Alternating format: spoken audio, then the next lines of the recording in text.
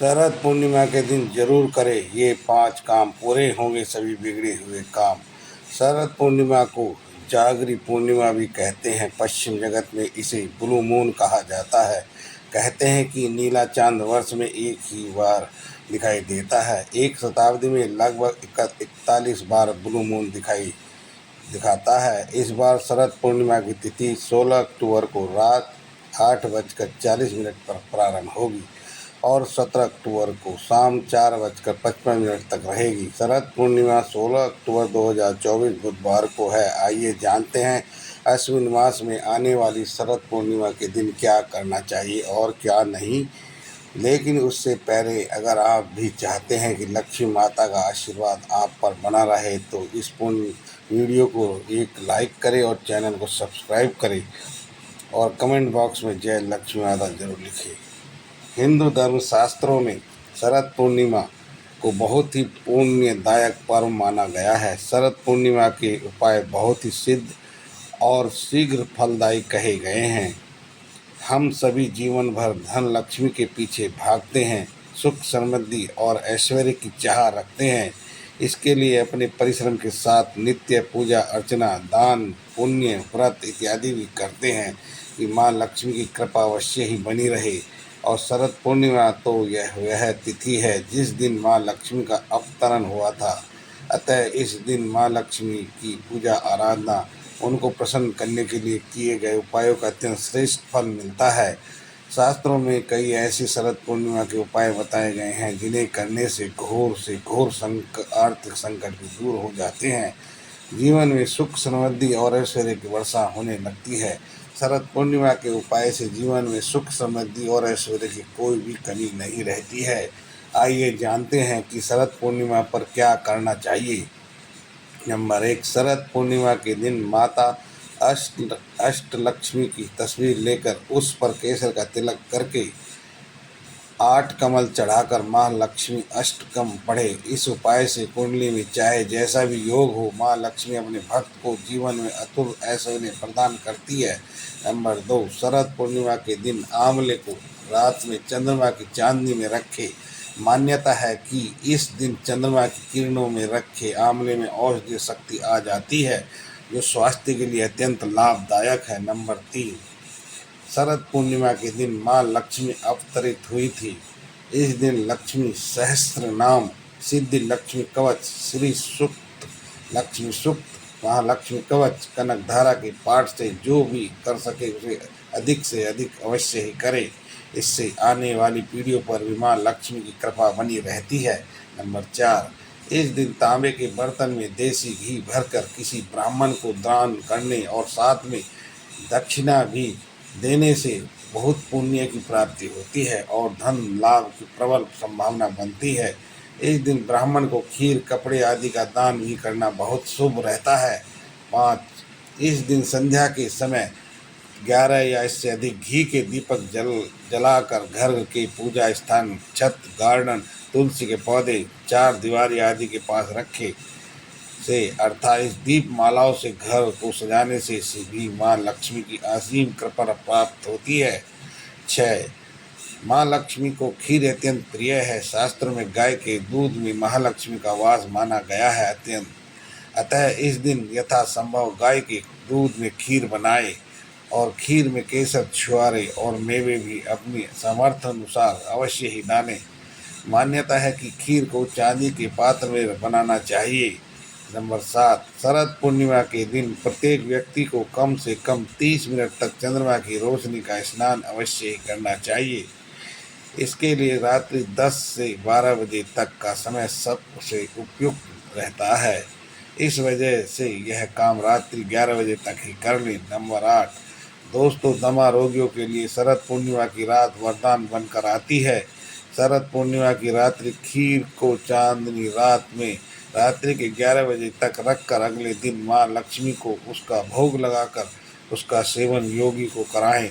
दमे का मरीज चंद्रमा की चांदनी में रात्रि जागरण करे और इस रात्रि में 2 से 3 किलोमीटर पैदल भी अवश्य चलें। इससे दमे में अत्यंत अधिक सुधार होता है।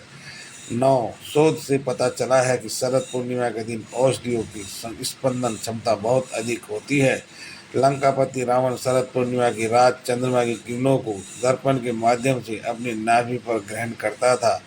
इससे उसे यौवन शक्ति की प्राप्ति होती है। 10 माना जाता है कि शरद पूर्णिमा की चांदनी रात में 10 से मध्य रात्रि 12 बजे के बीच कम वस्त्रों में चंद्रमा की चांदनी में स्नान करने वाले व्यक्ति को ऊर्जा प्राप्त होती है, उसका यौवन बढ़ता है। अतः प्रत्येक व्यक्ति को इस दिन 10 से 12 घर के अंदर नहीं बल्कि चंद्रमा की रोशनी में ही रहना चाहिए। 11 मान्यता है कि शरद पूर्णिमा के दिन चंद्रमा अपनी पूर्ण 16 कलाओं के साथ अवतरित होता है। इस दिन चंद्रमा की किरणों में अमृत का वास माना गया है।